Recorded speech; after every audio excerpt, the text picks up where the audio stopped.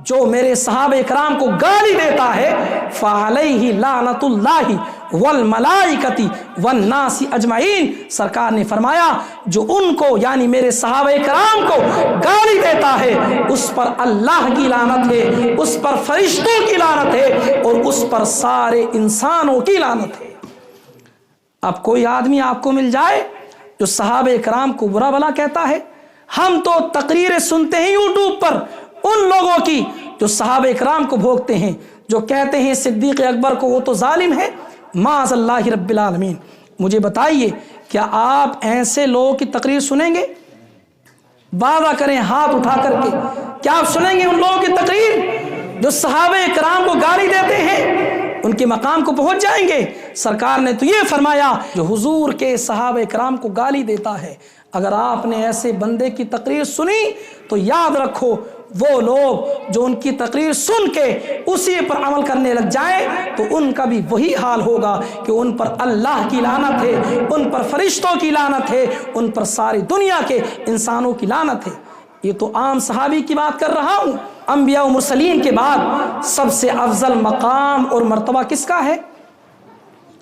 हज़रत सिद्दीक़ अकबर रज़ियल्लाहु ताला अन्हु का। सिद्दीक़ अकबर का मकाम मैं आपको क्या बताऊं कि हज़रत सिद्दीक़ अकबर रज़ियल्लाहु ताला अन्हु ने इस्लाम के लिए क्या क्या कुर्बानी दी है, क्या क्या कुर्बानी दी है, जो हर वक्त मुस्तफ़ा के साथ में रहे, हर वक्त मुस्तफ़ा के साथ में रहे। आपने माल के ज़रिए अपनी कुर्बानी दी, जान के ज़रिए कुर्बानी दी।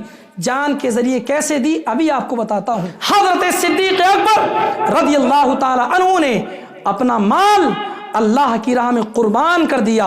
ग़ज़वा तबूक के मौके पर रसूल पाक सल्लल्लाहु ताला अलैहि वसल्लम ने इरशाद फरमाया कि इस्लाम की राह में सदका व खैरात करो। रसूल पाक ने हुक्म फरमाया।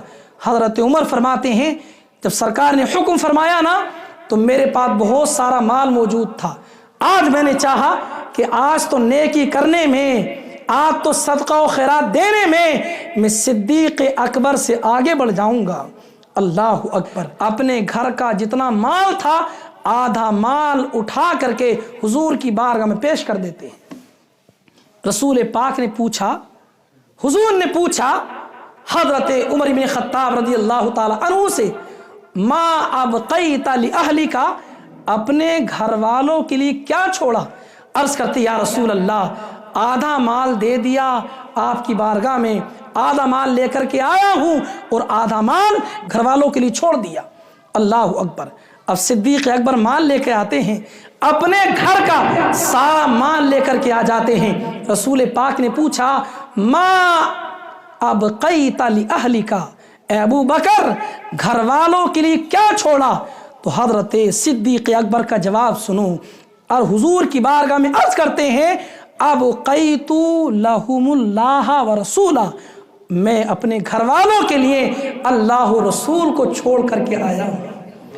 यानी अपने घर वालों के लिए मैं अपने घर वालों को अल्लाह उसके रसूल के भरोसे छोड़ करके आया हूँ। ये सिद्दीक़ अकबर का हाल है कि अपना सारा माल उठा करके हुजूर की बारगाह में पेश करते हैं। यहाँ तक कि हमारे उलमा ने, बाज़ उलमा ने तो यहाँ तक लिखा है कि अपना कुर्ता भी उतार दिया, अपने घर में एक सुई पड़ी थी उसको भी लेकर के आ गए और टाट का लिबास पहन लिया, टाट का लिबास, और बटन नहीं लगे थे ना उसमें कांटे लगा लिए। अल्लाह अकबर। ये सिद्दीक़ अकबर का हाल। हुजूर ने पूछा ए सिद्दीक़ अकबर मा अबक़ैता लि अहलिका, घर वालों के लिए क्या छोड़कर आए, घर वालों के लिए क्या बाकी रहा? तो सिद्दीक़ अकबर अर्ज करते हैं या रसूल अल्लाह अबक़ैतु लहुमुल्लाह व रसूला, मैं घर वालों के लिए अल्लाह और रसूल को छोड़ करके आया हूँ, अल्लाह रसूल के भरोसे घर वालों को छोड़ करके आया हूँ। अजीज़ान मिल्लत इस्लामिया, ये सिद्दीक़ अकबर का हाल है।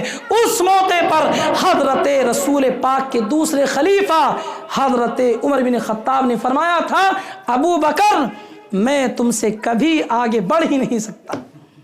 ये सिद्दीक़ अकबर रज़ियल्लाहु ताला अन्हु है।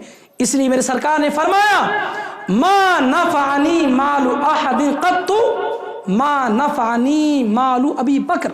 सरकार ने फरमाया मुझे किसी शख्स के माल ने इतना नफ़ा नहीं दिया مجھے کسی شخص کے مال نے اتنا نفع نہیں دیا جتنا کہ ابو بکر کے مال نے مجھے نفع دیا۔